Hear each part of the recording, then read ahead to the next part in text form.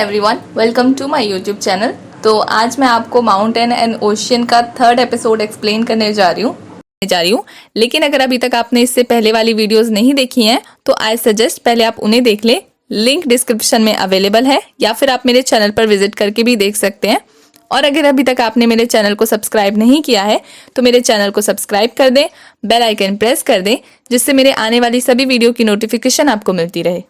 मैं पिछले वीडियो में इन लोगों के नाम लेना भूल गई थी। सलीम खान, सॉरी, इन्होंने भी जो है दिल्ली गैस किया था लेकिन मैंने इनका नाम नहीं लिया था। और मोंतोशी जहान और ज़ीनत, मुझे आपका स्क्रीनशॉट नहीं मिला तो इसलिए। तो एपिसोड जो है वो वहाँ से स्टार्ट होता है जब ये मियाओ जो है वो जिया को बताता है कि जो गांव है यहाँ से 3 किलोमीटर दूर, वहाँ पे एक बहुत प्रसिद्ध शिक्षक रहते हैं। उनसे जो है भाई मिलने गए थे लेकिन उन्होंने जो है दरवाज़ा भी नहीं खोला। जिसपे जो जिया है वो कुछ सोच के कहती है कि कहीं तुम अंकल की बात तो नहीं कर रहे हो। तो जो जिया है वो कहती है कि वहाँ अंकल यान है, वो वहाँ के महान गुरु हैं और मैं उन्हें जानती हूँ क्योंकि वो मेरे कुछ पर्सनल रिलेशनशिप में आते हैं। जिसपे जो येलिन है वो कहता है सच में तुम उन्हें जानती हो। जिसपे जो जिया है वो कहती है कि हाँ, मैं आपकी मदद कर सकती हूँ। अगर वो आपको नहीं देखना चाहते, आपसे नहीं मिलना चाहते हैं तो आप जो है मेरे साथ चलना, क्योंकि वो मुझसे ज़रूर मिलेंगे और इसी बहाने से ना मैं आपकी उनसे बात करा दूंगी। लेकिन हमें जो है आज ही चलना होगा। तो येलिन जो है वो रेडी हो जाता है। तो जो जिया है वो ये मियाओ को कहती है कि लेकिन तुम्हें मेरा एक काम करना होगा। जिसपे ये मियाओ कहता है कि मैं तुम्हारा काम क्यों करूं। जिसपे जो जिया है वो कहती है कि तुम्हारे भाई को मिलवाना है ना उस टीचर से, तो तुम्हें मेरी मदद करनी होगी। तो एक काम करना कि जब ज़ेन मेरे पीछे आएगी ना तो तुम ना उसका ध्यान भटकाना और उसको ना बिजी रखना। जिसपे जो येलिन है वो पूछता है कि ऐसा क्यों। जिसपे जिया कहती है कि अगर ज़ेन को पता लग गया कि मैं जो है हॉस्टल से बाहर गई हूँ तो वो जो है टीचर से शिकायत कर देगी और फिर मेरी इमेज गिर जाएगी। इसलिए अगर ये मियाओ से बिजी रखेगा तो उसका ध्यान मेरे ऊपर नहीं जाएगा। तो ये मियाओ कहता है कि मैं नहीं जानता किसी ज़ेन को। जिसपे जो जिया है वो कहती है कि अगर तुम नहीं जानते तो तुम्हें ये बाम वाली बात किसने बताई है। अब झूठ मत बोलना कि बाम वाली बात तुम्हें उड़ते उड़ते पता लगी है, मुझे पता है तुम्हें ज़ेन ने बताई है। जिसपे जो ये मियाओ है वो कहता है कि तुम अब इस बात में वो बात क्यों घुसा रही हो। जिसपे जो जिया है वो गुस्से में कहती है कि अगर तुम्हें अपने भाई की मदद करवानी है ना तो ज़ेन का ना ध्यान रखना। तो ये मियाओ है वो कहता है कि तुमने क्या उसे अपनी तरह समझ रखा है, वो जासूसी नहीं करती है किसी की। जिसपे जो जिया है वो कहती है कि एक काम करो, तो मेरे साथ चलो, अगर वो मेरे पीछे आई ना तो तुम्हें ना उसे अपने साथ बिजी रखना होगा। जिसपे जो ये मियाओ है वो भी रेडी हो जाता है। उसके बाद सीन दिखाया जाता है कि जिया जो है अपने कमरे में जाती है और वहां जाके ना अपने बैग में से एक बॉक्स निकालती है, बैग निकालती है छोटा सा, और उसको देख के कहती है कि इस पे जो है मेरी सारी जिंदगी भर की खुशियां निर्भर करती हैं। और वो ये सब ना सुना रही होती है ज़ेन को जानबूझ के। तो ज़ेन जो है उसे ना ताक झाँक करके चेक कर रही होती है कि आखिर वो क्या देख रही है और किस बारे में जो है ऐसे बात कर रही है। तो उसे ऐसा करते हुए ना जिया देख लेती है और मतलब उसकी ये चाल होती है और वो जो है अपनी चाल को कामयाब होता हुआ देख के स्माइल करती है और जानबूझ के जो है ज़ेन को चिढ़ाते हुए ना हाथ में एक बैग लेती है और वो छोटा वाला बैग लेके ना बाहर निकल आती है। और ज़ेन क्या करती है, उसका पीछा करना स्टार्ट कर देती है।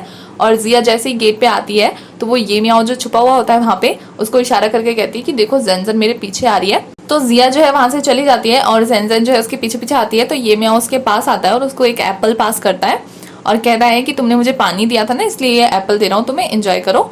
और ना मुझे ना स्केचिंग करनी है, तो क्या तुम मेरी मॉडल बनोगी जिसे देख के मैं स्केच कर सकूं। जिसपे जो ज़ेन है वो जल्दी मान जाती है और ये मियाओ जो है उसे अपने साथ लेके जाता है। और इधर जो जिया है वो जो है येलिन के साथ छुप के देख रही होती है।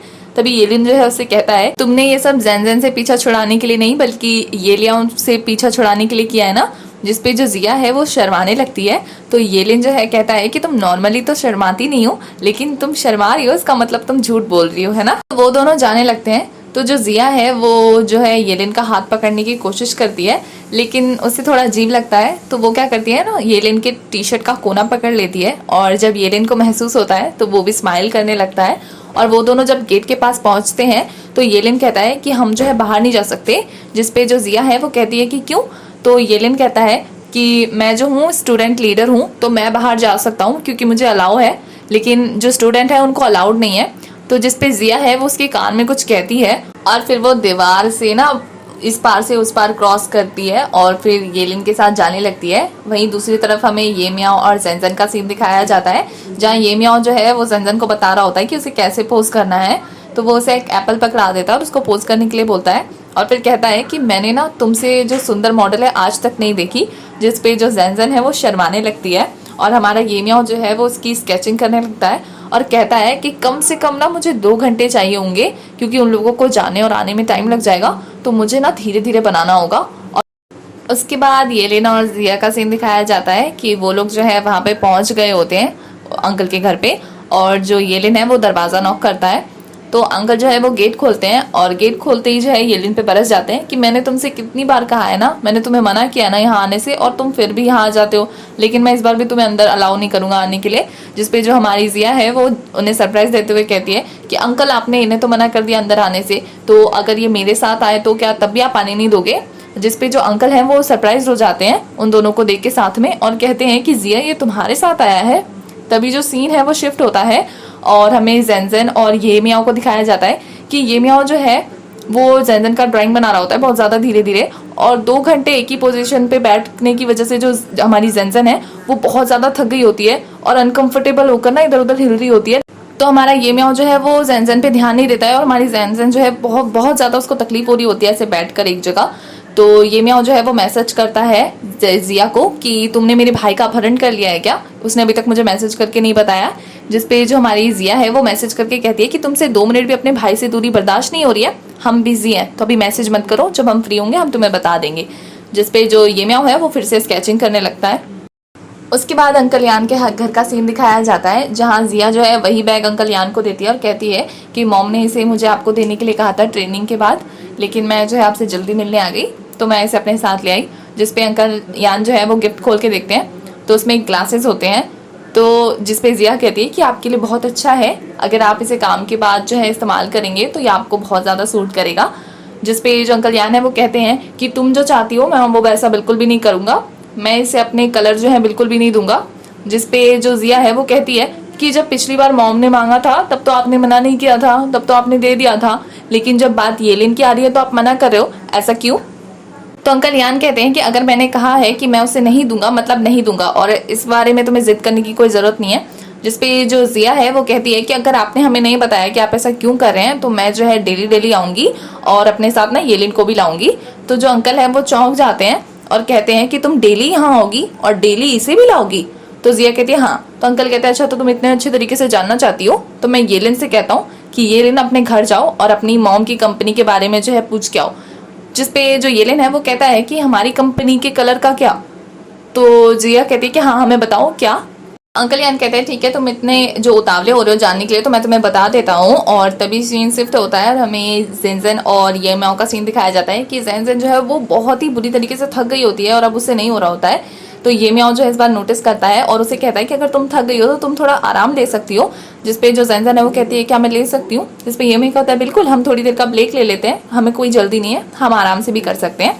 जिसपे जो ज़ेनज़ेन है वो कहती है ठीक है और वो उठ के खड़ी हो जाती है। तो ये मियाओ कहता है कि सॉरी तुम ट्रेनिंग भी करती हो और उसके बाद मैंने तुम्हें ला के यहाँ बिठा दिया। जिसपे ज़ेनज़ेन है वो कहती है कि कोई बात नहीं ठीक है, वो क्या है ना कि आज तक ना मेरी पोर्ट्रेट ना किसी ने भी नहीं बनाई है तो मुझे अच्छा लगा जब तुमने कहा तो क्या मैं एक बार देख सकती हूँ अपनी फ़ोटो को। जिसपे जो ये मियाओ है खुशी से उसे फ़ोटो दिखाता है।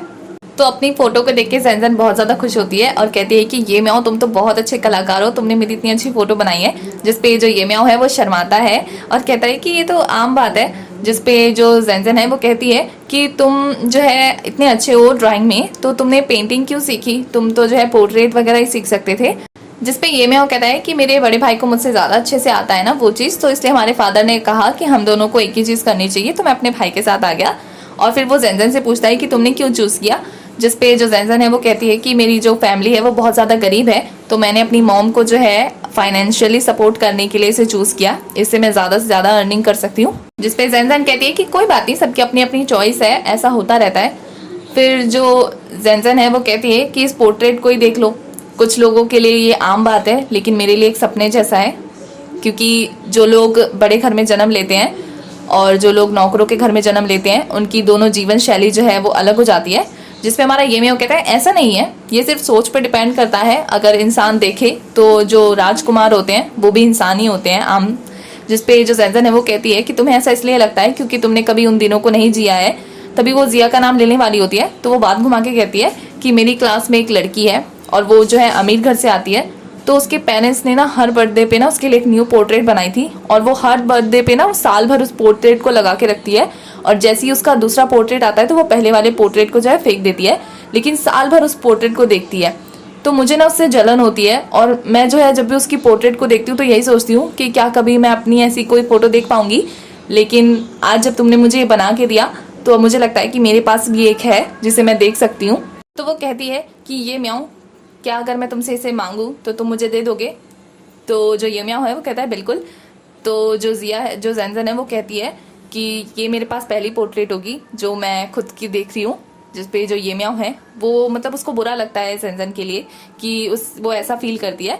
तो वो क्या करता है, उस फोटो को ना मोड़ देता है, जिसपे जैनजन कहती है कि तुमने ऐसा क्यों किया? तो ये म्याऊं कहता है कि ये बहुत ही बुरी है, उतनी अच्छी नहीं है, मैं तुम्हारे लिए ना एक और अच्छी सी फोटो बनाता हूँ जिसे तुम रख लेना, ठीक है? और ना तुम एक काम करो, जाके ना अपनी कंफर्टेबल पोजीशन में बैठ जाओ जिसमें तुम सबसे आराम महसूस करो और मैं तुम्हारी एक अच्छी सी पोर्ट्रेट बनाता हूँ। जो जैनजन है वो बैठ जाती है और ये म्याऊं जो है फिर से उसकी पोर्ट्रेट बनाने लगता है। तभी दिखाया जाता है कि उन दोनों को ना लू बाहर से देख रही होती है, झांक रही होती है उनकी तरफ, और फिर कहती है कि ये दोनों इतने अच्छे दोस्त कब से बन गए कि ये दोनों एक दूसरे की पोर्ट्रेट बना रहे हैं। मुझे ये बात ना लू को बतानी चाहिए, कुछ तो गड़बड़ है। तो वो ना जिया को ना कॉल करने वाली होती है लेकिन उसका कॉल नहीं लगता है, तो वो सोचती है कि शायद वो सो गई है। तभी वो फिर से झांकने लगती है। तो तभी ना हमारा चेन्मो आता है और चेन्मो को देख के जो है वो लू जो है वो शर्मा जाती है। तो चेन्मो कहता है कि मुझे ना तुमसे अच्छे से माफी मांगनी है। तो जिसपे लू कहती है कि ठीक है, हम वहां जाके बैठते हैं, और वो दोनों उधर जाने लगते हैं। तभी सीन जो है वो अंकल यान के घर पे शिफ्ट होता है। अभी येलिन जो है बताता है कि ब्लू फाउंडेशन जो कंपनी है उसमें जो है मेरे पेरेंट्स का बहुत बड़ा शेयर्स है और उस कंपनी को जो है मेरे पेरेंट्स भी हैंडल करते हैं। तो वहाँ पे जो है ना पुराने जो ड्राइंग्स होती थी, पुराने जो चित्र होते थे, उनको ठीक करने का काम होता है, जिसके लिए उन्हें बहुत सारे ऐसे क्वालिफाइड आदमियों की ज़रूरत पड़ती थी। तो जिसपे जो जिया है वो कहती है कि क्या भाई आपको पता है कि ये मैंने नाखून काटने वाला जो यंत्र है वो अंकल यान को क्यों दिया है?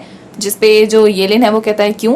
जिसपे जिया कहती है कि ये जो चित्रकारी आपको ठीक करने का जो काम लगता है ये बहुत आसान लगता है, लेकिन है नहीं, इसमें बहुत सारी चीज़ों को सीखना पड़ता है, बहुत सारी चीज़ों के बारे में जानना होता है।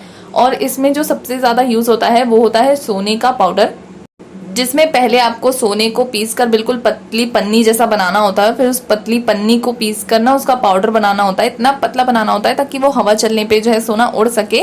इसलिए जो है अंकल यान को बार बार नाखून काटने पड़ते हैं और फिर अपने हाथों से उसे पीस कर पाउडर बनाना होता है, जिससे कि वो सोना जो है वो कम से कम यूज़ हो। और जिसके लिए ना अंकल कई कई दिनों तक अपने घर से नहीं निकलते हैं, कई कई दिनों तक खाना नहीं खाते हैं, पानी भी नहीं पीते हैं, जिससे कि वो कम से कम चीज़ों का इस्तेमाल करके जो है अच्छी क्वालिटी की चीज़ें बना सके।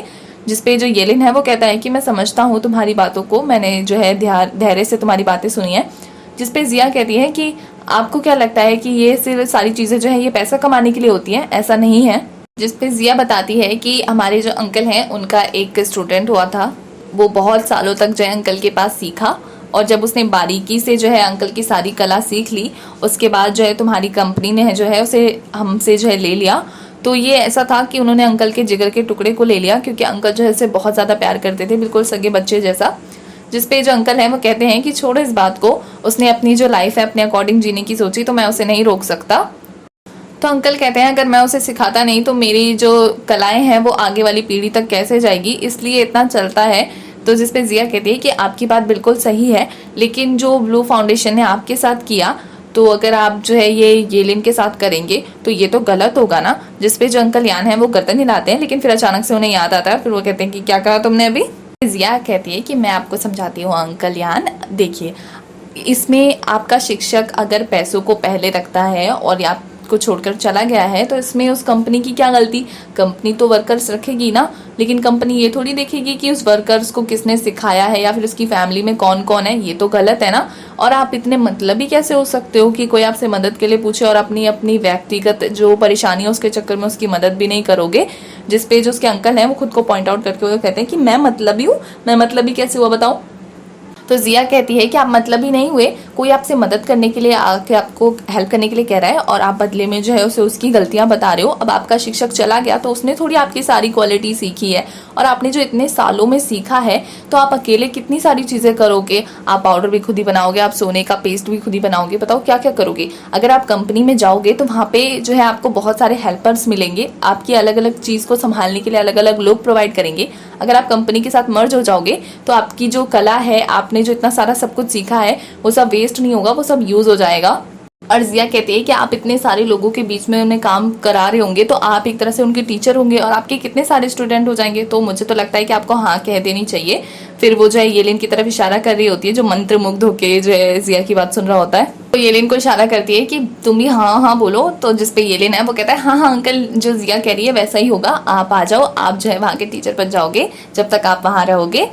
तो अंकल यान कहते हैं कि ठीक है ठीक है, जिसपे जिया जो है वो बहुत ज्यादा खुश हो जाती है और कहती है कि आप मान गए। तो येलिन भी है खुशी की वजह से कहता है कि आप मान गए ना अंकल, ठीक है। तो अंकल यान कहते हैं कि तुम अब क्या करोगे आगे, जिसपे येलिन है वो कहता है कि मैं कंपनी में कॉल करके बताऊंगा कि आप जो है मान गए हो। जिसपे अंकल कहते हैं कि अभी नहीं। तो जिया जो है वो मुंह बना के कहती है कि अब क्यों नहीं, अब क्या परेशानी है। जिसपे अंकल यान है वो कहते हैं कि इन लोगों ने जो है मेरा स्टूडेंट चुराया है तो मुझे बहुत ज़्यादा बुरा लगा है, अब मैं भी जो है इन्हें थोड़ा सा सताऊंगा और उसके बाद मैं कुछ करूंगा। तो येलिन जो है वो थोड़ा सा डर जाता है कि पता नहीं अब क्या करवाएंगे। उसके बाद अंकल जो है वहाँ से उठ के जाते हैं और अपने साथ ना एक थैली लेकर आते हैं और उस थैली में वो बताते हैं कि इसमें जो है बहुत सारे धातु है। तो मैं चाहता हूँ कि तुम्हें जो है मेरी मदद चाहिए, तो मैं तुम्हें कुछ सिखाना चाहता हूँ। तो इसमें जो है कुछ धातु है, तो इन्हें घर ले जाना और तुम चाहे तो मेरे जो है औजार ले सकते हो और इन धातुओं को ना पीस कर पाउडर बनाना। तो ये सुन के जो येलिन है वो शौक रह जाता है क्योंकि उसे तो आता नहीं है और कहीं गलती हो जाए तो फिर क्या होगा। तो जो जिया है वो भी ऑकवर्ड सी स्माइल देके कहती है कि अंकल आप तो बहुत ज़्यादा ग्रेट हो, आप सच में जो है बहुत ज़्यादा एक्सपर्ट टीचर हो। और फिर उनके बीच में जो एक ऑकवर्ड सा माहौल बन जाता है और वो सभी चाय का मज़ा ले रहे होते हैं। तभी सीन दिखाया जाता है ज़ेनज़ेन का कि ये म्याओ जो है उसकी ड्राइंग बना रहा होता है और फिर जब ड्राइंग कंप्लीट हो जाती है तो वो जो है ज़ेनज़ेन को कहता है कि देखो, और फिर वो ज़ेनज़ेन को दिखाता है। तो ज़ेनज़ेन को वो बहुत ज़्यादा पसंद आती है, मतलब उसके फेस से देख के लगता है कि उसको बहुत ज़्यादा अच्छा लगता है कि कोई उसके लिए ड्राइंग बना रहा है और उसके चेहरे की स्माइल देख के जो है ये म्याओ को भी अच्छा लगता है। तो ज़ेनज़ेन जो है वो ये म्याओ को थैंक यू बोलती है। तो ये म्याओ जो हमारा शर्मा जाता है, कहता है कि इसकी कोई ज़रूरत नहीं है। उसके बाद सीन दिखाया जाता है कि जिया और येलिन जो है वो अंकल के घर से निकल रहे होते हैं और येलिन जो है वो जिया को हमारी थैंक यू बोलता है। तो जिया कहती है ऐसी कोई बात नहीं है, अगर आपको आइंदा से मुझसे कोई भी काम हो तो आप बेझिझक जो है मुझे बता सकते हैं। तभी जो येलिन है वो कहता है कि चलो चलते हैं जल्दी से, क्या पता हॉस्टल का गेट बंद हो जाए तो फिर मुझे भी एंट्री नहीं मिलेगी। तो वो साइकिल के टायर को देखता है तो वो पंचर हो चुकी होती है। तो वो कहता है कि हम एक काम करते हैं, अंकल यान से जो है उनका पंप मांग लेते हैं। तो जो जिया है वो कहती है ठीक है, और उसके बाद फिर कुछ याद करके कहती है कि नहीं नहीं अंकल यान के पास ना कोई भी पंप नहीं है क्योंकि उनके पास साइकिल ही नहीं है। तो जिसपे येलिन कहता है कि हम उनके पड़ोसियों से मांग लेते हैं। तो जिया जो है वो फिर से कहती है कि इतनी रात को उनकी पड़ोसियों को जगाने की कोई ज़रूरत नहीं है, हम ना कितना अच्छा मौसम है, हम एक काम करते हैं ना पैदल पैदल चलते हैं। तो उसकी जो ये बात है वो येलिन समझ जाता है और स्माइल करता है। उसके बाद लू और चन्मो का सीन दिखाया जाता है जहाँ लू कह देती है कि सच में तुमने ऐसी ऐसी प्रॉब्लम फेस की है तो तुम्हें ऐसे पुतला बन के कितने पैसे मिल जाते हैं। जिसपे चन्मो कहता है कि ज़्यादा नहीं मिलते हैं, लेकिन मैं बहुत सारी जो है शिफ्ट करता हूँ जिसकी वजह से मुझे इतने पैसे तो मिल जाते हैं कि मैं अपनी ट्यूशन फीस और कॉलेज का खर्चा निकाल लेता हूँ, क्योंकि मेरी फैमिली का जो फाइनेंशियल हालत है वो ज़्यादा इतना अच्छा नहीं है, तो इसलिए मुझे जॉब्स करनी पड़ती है। जिसपे जो लू है वो कहती है कि कोई बात नहीं। तो चन्मो कहता है कि मैं उस दिन तुम्हें ना अपने ऊपर बैठने से रोकने ही वाला था, लेकिन उससे पहले तुम बैठ चुकी थी। जिसपे जो लू है वो कहती है कि मैंने तुम्हें कब का माफ़ कर दिया, कोई ज़रूरत नहीं है, लेकिन तुम जो इतनी सारे काम करते हो ना, तुम सच में बहुत ब्रेव हो। जिसपे जो है चन्मो स्माइल करने लगता है। उसके बाद जिया और येलिन का सीन दिखाया जाता है जिसपे येलिन कहता है कि तुमने ये कॉलेज क्यों चूज़ की, और वो लोग जो है रोड पे चलते चलते बात कर रहे होते हैं। जिसपे जिया बताती है कि मैंने बचपन से ही जो है ये सारे काम देखे हैं, तो मुझे जो है ये सब बचपन से ही पसंद है, इसलिए मैंने ये चूज़ किया, मुझे बहुत अच्छा लगता है।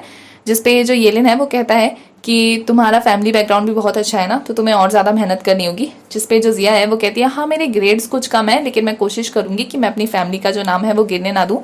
जिसपे येलिन कहता है कि तुम बहुत ज़्यादा समझदार हो, के लिए आज ही देख लो तुमने कैसे जो है सिचुएशन को संभाल लिया और कैसे जो है तुमने प्रॉब्लम को समझा कि क्या जिसकी प्रॉब्लम आ रही है और अंकल यान क्यों नहीं मान रहे हैं, और फिर तुमने तुरंत जो है उसका हल भी निकाल लिया और मेरी प्रॉब्लम को यूं सॉल्व कर दिया। जिसपे जो जिया है वो खुश होकर कहती है कि सच में मैं ऐसी हूँ। जिसपे येलिन कहता है हाँ। तो वो कहती है अच्छा ठीक है, एक काम करती हूँ, आप ना पहले ना दोबारा से इसको बोलो और मैं ना इसको रिकॉर्ड करती हूँ। तो वो जो येलिन है वो मान जाता है शर्माते हुए। तो जो जिया है वो फ़ोन निकाल के रिकॉर्ड कर रही होती है, लेकिन कहती है कि ना लाइट बहुत ज़्यादा कम है। तो जो येलिन है वो हंसता है और फिर अपने ना फ़ोन से टॉर्च जला के अपने फेस पे मारता है और कहता है कि चांद की रोशनी है लेकिन उतनी ज़्यादा नहीं है, तो क्या इससे काम चल जाएगा। जिसपे जो जिया है वो खुश हो जाती है। तभी जो जिया है वो लाइट की रोशनी में हमारे येलिन की जो है रिकॉर्डिंग करी रही होती है, तभी उसे लू का कॉल आता है और वो कॉल उठा के ना मंत्रमुग्ध होके ना येलिन को देखती होती है और कहती है कि तुम्हें कुछ चाहिए, तुमने मुझे कॉल किया। जिसपे लू कहती है कि तुम कहाँ हो, तुमने कुछ चढ़ा वढ़ा रखी है क्या, तुम इतनी शांति से बात कर रही हो आराम से। जिसपे जो जिया है वो कॉल के बैक साइड से बता रही होती है कि मैं जो हूँ वो येलिन के साथ हूँ, और वो उसे सारी कहानी बताती है। और तभी वहां पे ना ये म्याओ और जेनजेन जो है आ रहे होते हैं साथ में, और वो लोग जो है लू की बातें सुन के जो है उसकी बातें चुपचाप सुनने लगते हैं। तो लू कहती है अच्छा तो ये तुम्हारा आइडिया था, तो तुम कैंपस से बाहर चली गई। तभी मैंने ना आज ना ये म्याओ को जो है जेनजेन का ड्राइंग बनाते हुए देखा था, तो ये तुम्हारा आइडिया था और तुमने उसे ड्राइंग बनाने में बिजी रख लिया। तो ये बात सुन के जो जेनजेन है उसका मूड सैड हो जाता है, और हमारा ये म्याओ जो है उसकी तो चोरी पकड़ी गई, तो वो तो अजीब सा मुंह बनाता है। तो लू कहती है कि बहुत अच्छी बात है, चलो अब जल्दी से आ जाओ। और लू को जो है पता नहीं चलता है कि जेनजेन और ये म्याओ ने जो है उसकी सारी बातें सुन ली है, और वो चैनमो के साथ जो है वहां से चली जाती है। तभी हमारे ये म्याओ को येलिन का कॉल आता है कि तुम जो है जिया को लेने के लिए उस दीवार के पास आ जाओ, क्योंकि मेरे पास साइकिल है और मेरे को ना सामने से आना पड़ेगा। जिसपे जो ये म्याओ है वो ठीक है बोलता है। तभी ये म्याओ जो है अपनी बात को जो है जेनजेन को समझाने जाता है। तो जेनजेन कहती है कि तुम्हें समझाने की कोई ज़रूरत नहीं है, अगर तुम्हारी जगह मैं होती तो मुझे भी उसकी बात माननी पड़ती, क्योंकि वो जो है एक राजकुमारी है। और ये बात सुन के जो है हमारे ये म्याओ को बहुत ज़्यादा बुरा लगता है। उसके बाद जो है जेनजेन कहती है कि अगर तुम्हें अब और किसी चीज़ की ज़रूरत नहीं है तो फिर मैं जा रही हूँ। तो वो जाने लगती है। तो जो ये म्याओ है वो उससे कुछ और कहने जाता है, जिसपे जेनजेन है वो कहती है कि चिंता मत करो, मैं किसी को नहीं बताऊंगी कि वो बाहर गई थी। तो जेनजेन के बाद जाने के बाद जो हमारा ये म्याओ है वो बहुत ज़्यादा फ्रस्ट्रेटेड फील करता है, मतलब उसको बुरा लगता है कि उसने ऐसा किया और उसने जिया का साथ दिया और जेनजेन के साथ ऐसा किया। और यही जो है हमारे एपिसोड 3 की एक्सप्लेनेशन होती है ख़त्म। आगे की कहानी के लिए आपको नेक्स्ट एपिसोड तक वेट करना होगा, तब तक के लिए बाय। और मुझे आप लोगों से कुछ पूछना है कि अभी तक आपको क्या लगता है कि इस ड्रामा का मेल लीड और फीमेल लीड कौन है, क्योंकि मुझे अभी तक नहीं पता लगा है, मैं कंफ्यूज हूँ। तो आप मुझे बताइए कमेंट में कि आपको हीरो और हीरोइन कौन लगते हैं, और आपको इस ड्रामा में सबसे अच्छा कैरेक्टर कौन सा लगा।